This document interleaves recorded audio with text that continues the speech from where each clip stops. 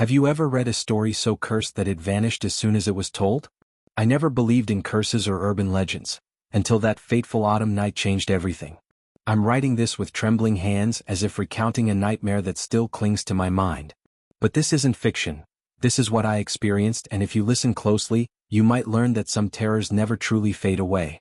I had always been a solitary person, content to wander the labyrinthine corridors of my thoughts. I lived in a modest house on the outskirts of a small Midwestern town, a relic of a bygone era with creaking floorboards and peeling wallpaper. It was a place where the static on old televisions was more than an annoyance. It was a constant, unwelcome companion. I had purchased the house for its affordability and charm, never expecting that its history would prove darker than any ghost story told around a campfire. That particular October evening, I settled in for what I assumed would be another quiet night of reading and reflection. The wind howled outside like the tortured souls of the past, and the rain drummed a relentless rhythm on the roof. I was alone as I usually was. The only sounds were the occasional groan of the settling wood and the low hum of the old television that sat in the living room, its screen flickering with nothing more than a vague, snowy static. I'd always found it odd, how, even when unplugged, a soft, eerie glow would sometimes persist in the dark. I remember the first time it happened.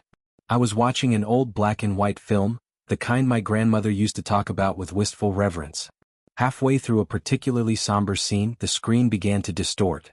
The static deepened, almost as if it were absorbing the emotion of the film. In that moment, a chill crawled up my spine and I found myself staring, transfixed. Within the white noise, shapes began to form. A vague outline of a man, his face shrouded in darkness, his eyes piercing through the static. I blinked and the figure was gone, leaving behind nothing but the usual white fuzz. At first, I dismissed it as a trick of my weary eyes. But as the night deepened, I couldn't shake the unsettling feeling that I wasn't alone. The static seemed to pulse in time with my heartbeat. I felt watched, monitored even, by something unseen. The sensation was almost tactile, as if cold fingers had brushed against the back of my neck. That night marked the inciting incident of a chain of events that would haunt me for months and perhaps forever. Over the following days, my nights were plagued by the unnerving presence on my television. Every time the set flickered on by itself, the silhouette of that man would appear, more distinct and malevolent with each viewing. It wasn't enough to simply call it an illusion of static. I began to notice odd changes in my surroundings. Whispers echoed in the dead hours of the night, murmurs that seemed to emerge from the very walls of my home. Shadows danced in corners even when no one was there, and the mirror in my hallway would sometimes reflect a figure behind me that vanished when I turned around. I tried to rationalize these occurrences. Perhaps the weather, the old wiring in the house, or the isolation was playing tricks on my mind. But the dread that settled over me grew too potent to ignore. The first time I encountered something unmistakably supernatural, I was in the living room trying to read by the dim light of a single lamp. I heard a low, scratchy sound, like an old radio trying to pick up a distant station. Then came a whisper, a fragmented voice that sounded like it was speaking directly into my ear. "You're next," it hissed, barely audible over the static. My heart pounded as I spun around. The room was empty. I stumbled toward the television, expecting to find someone tampering with it. But no one was there. The screen was filled with the usual static, yet amidst the crackle, I could still see the faint outline of a man, his eyes burning with an intensity that sent shivers down my spine. It was as if he was trying to communicate, or perhaps warn me of an impending doom. Days turned into sleepless nights. I grew gaunt, haunted by the persistent dread that something dark and otherworldly was stalking me.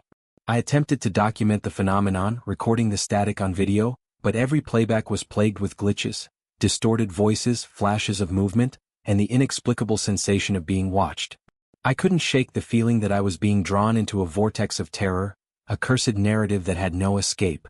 One evening, driven by desperation and a need for answers, I began researching the history of the house. I discovered that it had once belonged to a reclusive man named Edward Manson, a name that sent chills through the local folklore. Edward had been an inventor, obsessed with harnessing the power of radio waves and static. Rumors circulated that he had dabbled in the occult, convinced that the static was a gateway to another dimension, a realm where lost souls and malignant entities dwelled. He vanished under mysterious circumstances, leaving behind only a series of cryptic notes and a legacy of whispered legends. The more I learned, the more I realized that I had become entwined in something far larger and more sinister than I could have imagined. I began to see patterns. The static wasn't random noise but a deliberate message, a manifestation of a malevolent force reaching out from beyond. Late at night, as I huddled in the darkness, I felt the oppressive weight of the past, a presence that knew no boundaries of time or space. The nights became a relentless assault on my senses. I would lie in bed, eyes wide open, listening to the incessant murmurs that seemed to emanate from the walls. The house transformed into a living, breathing entity, its very essence infused with despair and foreboding. I started to experience vivid dreams, distorted visions of a man standing in a field of static, his eyes hollow and his hands outstretched, as if beckoning me to join him in some eternal dance of torment. One night, during a particularly violent storm, the terror reached its peak. The rain hammered against the windows, the wind shrieked like a chorus of lost souls, and the static on the television surged with an almost tangible malevolence. I couldn't sleep. Instead, I sat on the floor paralyzed by fear as the whispers grew louder and more insistent. The voice from the static, now clearer than ever, spoke my name in a chilling cadence. "Jonathan. Come, join us." I scrambled to my feet, heart hammering in my chest, and approached the TV. The figure was there again, a man with an expression of profound sorrow and anger, his eyes seeming to bore into my soul.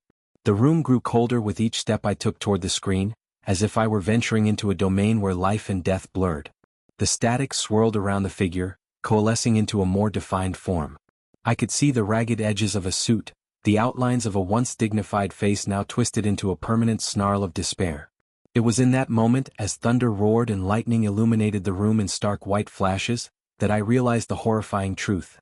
The man in the static was not just a phantom of my imagination, but a living echo of a cursed soul trapped between worlds. The legend of Edward Manson, it seemed, had not been entirely confined to the past. His experiments, his obsession with the supernatural, had left an indelible mark, and now his tortured spirit was reaching out to me. In a desperate bid to rid myself of this unholy visitation, I attempted every rational solution I could think of. I called experts on paranormal phenomena, who listened with grim faces as I recounted my experiences. They arrived with sophisticated equipment, EMF meters, thermal cameras, and recording devices, but even their scientific tests confirmed what I had long suspected. An anomalous presence, defying conventional explanation, was at work in my home. Yet, every attempt to banish or understand the entity only seemed to intensify its grip. At night, the sound of static became a lullaby of despair, the whispers more coherent and insistent. I began to feel as though I were being systematically drawn into its realm. I'd catch fleeting glimpses of movement in peripheral vision, a flash of a shadow, a ripple in the fabric of the air. At times, I swore the figure of the man would appear in the reflection of a darkened window, only to vanish when I turned to face it directly. One particularly harrowing encounter occurred on a night when the full moon shone unnaturally bright, casting eerie silver light over everything. I was roused from a fitful sleep by a persistent tapping sound. Groggy and disoriented, I followed the noise down the hallway to the basement door, a place I had avoided for as long as I could remember. The door creaked open under my trembling hand, revealing a staircase shrouded in darkness and the faint odor of mildew. The tapping grew louder as I descended, echoing off the stone walls like a Morse code of impending doom. At the bottom, I found nothing but an empty room, save for an old radio set that I hadn't noticed before. Its dial spun wildly, settling on a station that played only static. As I stepped closer, the static on the radio began to form the unmistakable voice of Edward Manson, a voice filled with regret, sorrow, and a warning that chilled me to the core. "You cannot escape the curse," it intoned. "The man in the static is coming for you." I felt the air thicken around me, a palpable darkness that pressed in from all sides. The room seemed to pulse with a malevolent life of its own, and for a fleeting moment, I was overcome by the overwhelming certainty that the spirit of Edward Manson had somehow merged with the entity in my television. I staggered back up the stairs, heart pounding so fiercely I feared it might shatter, and slammed the basement door behind me. Yet even as I did, I knew that no physical barrier could keep out a force that existed between the static, in the very fabric of our reality. The following weeks were a descent into madness. My once safe haven had become a prison of perpetual dread. I tried to leave, to flee to a friend's house, but each attempt was thwarted by the inexplicable pull of that cursed static. The world outside seemed normal, unchanging, yet within the walls of my home, time warped, and reality fractured into a series of disjointed nightmares.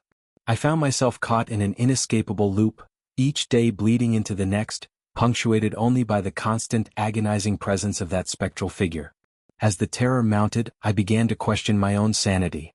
I kept a journal, recording every odd occurrence and every whisper in the dark. The entries became erratic, filled with desperate scribbles and frantic diagrams. I noted that the static seemed to intensify at specific times of the night, and that the voice, always speaking in a distorted, melancholic tone, repeated cryptic phrases. The curse is eternal. You are the vessel. The man in the static will never rest. The words echoed in my mind, turning my waking hours into a continuous state of unease. One particularly dreadful night, I decided to confront the entity directly. Armed with nothing but a flashlight and a resolve born of sheer desperation, I sat before the television. I demanded, voice trembling but resolute, "Who are you? What do you want from me?" The room fell into a deafening silence as if the very walls were holding their breath. Then the static on the screen rippled and pulsed, forming an image that was simultaneously horrifying and pitiful. The man's face was gaunt, his eyes sunken and filled with sorrow that transcended time. His lips moved, forming words that I could almost comprehend. "I was cursed long before you existed," he rasped, the sound distorted and ancient. "My experiments tore the veil between worlds and I became lost in the ether. I tried to break free but the price was my soul. Now my torment binds me here in this endless loop of static. And you are the next vessel." The shock of his revelation sent waves of nausea and terror through me. I tried to shake off the horror, to convince myself that it was just a trick of my stressed mind. But deep down, I knew there was no escape from this cursed fate. My own life seemed entwined with the spectral presence, as if the curse had chosen me from the start. In the days that followed, the manifestations became even more frequent. Objects in the house moved on their own, disembodied voices echoed in empty rooms, and the temperature would plunge without warning. At night, I often found myself in a trance-like state, drawn inexplicably to the television. I couldn't resist the pull of the static as though it was whispering secrets of another realm, secrets I wasn't meant to know. The horror escalated one stormy night into a climax that shattered the boundaries of my reality. I was in bed, trying to salvage a few hours of sleep, when the room was suddenly bathed in an otherworldly glow. I opened my eyes to find the figure of the man standing at the foot of my bed. He was no longer confined to the screen, he had stepped out of the static and into my room. His eyes, burning with a feverish intensity, bore into mine as he slowly raised a hand, beckoning me toward the edge of an unfathomable abyss. For a moment time stood still. The only sounds were the roaring storm outside and the pounding of my heart. I felt as if I were teetering on the brink of a chasm, about to be consumed by darkness. In that frozen instant, I saw visions of my future. Visions of endless wandering in a void of static, of being trapped in a perpetual cycle of torment, and of a fate sealed by the cursed legacy of Edward Manson. The terror was absolute, a climax of fear that defied rational explanation. I tried to scream, to run, but my body was paralyzed by an unseen force. The man in the static moved closer, his presence overwhelming and inexorable. I felt the icy tendrils of despair wrapping around my soul, drawing me inexorably toward the abyss. And then, just as suddenly as it began, the vision shattered. The figure dissolved into a cascade of static, leaving me alone in a silence that was more deafening than any scream. In the aftermath of that night, I was left with nothing but questions and a profound sense of foreboding.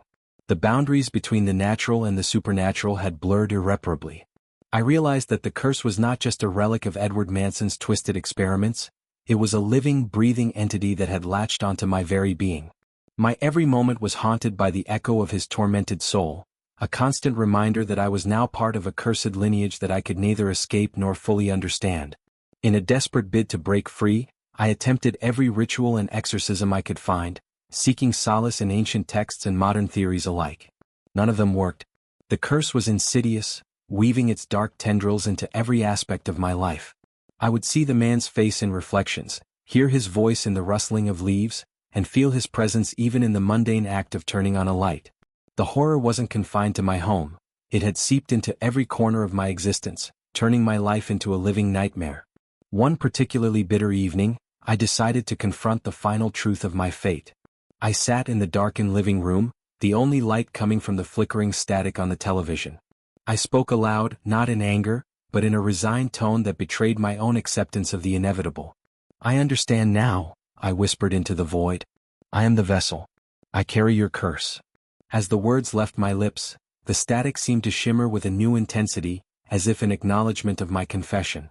That was the moment I realized the true horror of the situation. I wasn't merely being haunted by a restless spirit, I was becoming a part of its legend. I was the latest chapter in a cursed story that had begun long before I was born, a story that would continue to haunt anyone unfortunate enough to cross its path. The man in the static was not an isolated phenomenon, but a harbinger of a lineage of cursed souls doomed to relive the torment of Edward Manson's tragic experiments. Now, as I write this, I am tormented by the knowledge that the curse is far from over. I can feel it pulsing in my veins, a constant reminder that I am never truly alone. Every time I glance at an old television or catch a glimpse of static on my computer screen, I fear that the man in the static might appear again. Only this time he may not be content with a mere whisper. I have come to understand that some curses are eternal, their influence reaching out across time to ensnare unsuspecting souls. There is a part of me that wonders if sharing this story might somehow break the cycle, if the act of revelation could banish the curse to the shadows from whence it came. But I fear that speaking of it only gives it strength, a strength born from the belief that it can exist, that it can spread. And so, I leave you with this final, disturbing thought. The curse of the man in the static is not confined to my story. It is a living legend, a whispered myth that could one day find you in the quiet moments when you least expect it. Do you believe that some curses are eternal, waiting for the next soul to inherit their dark legacy? Or have you already encountered a terror that defies explanation? The truth is, our lives are full of inexplicable moments, and sometimes, the most haunting nightmares are the ones that slip through the cracks of reality and into our everyday existence. Even now, as I write these words, I can hear the distant crackle of static in the background, a reminder that the terror is always near. The man in the static may be gone from sight, but his presence lingers like a shadow on the edge of my vision. And I can only wonder, will you be the next one to feel his cold, relentless gaze?